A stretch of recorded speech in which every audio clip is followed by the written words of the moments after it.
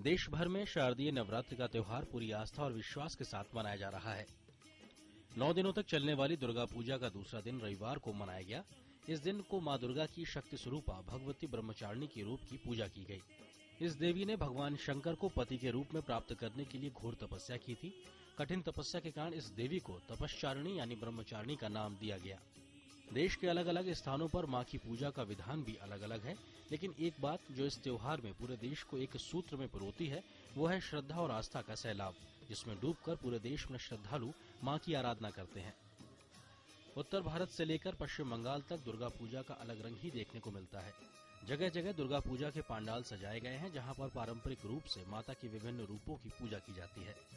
नवरात्र की शुरुआत के साथ ही पूरे गुजरात में भी गरबे की धूम देखी जाती है, जहां बड़ी संख्या में लोग रास गरबे में शामिल होते हैं। नवरात्र के चलते अहमदाबाद, सूरत, वडोदरा और राजकोट सहित पूरे गुजरात में सुरक्षा के कड़े इंतजाम किए गए हैं। गरबे की धूम देश के अन्य शहरों के साथ साथ मुंबई में भी देखने को मिल रही है। नवरात्रि के इस मौके पर श्रद्धालु 9 दिनों तक व्रत भी रहते हैं, लेकिन बदलते मौसम के इस दौर में व्रत रहने वालों को भी कुछ खास बातों का ख्याल रखना चाहिए। नवरात्रों में असल में लोग बीच में फास्टिंग करते हैं, कम खाते हैं, और जब खाते हैं तो एक ही बार में ज़्यादा खाते हैं। तो ऐसे सिचुएशन में यही होता है कि जैसे जो डायबिटीज़ है उनका खाना इरेगुलर हो जाता है। उसमें खाने में आलू ज़्यादा होते हैं, चावल ज़्यादा होते हैं, तली हुई चीज़ें, भुनी हुई चीज़ें ज़्यादा होती हैं। उससे लोगों की डायबिटीज़ में काफ़ी वेरिएशन आ जाता है।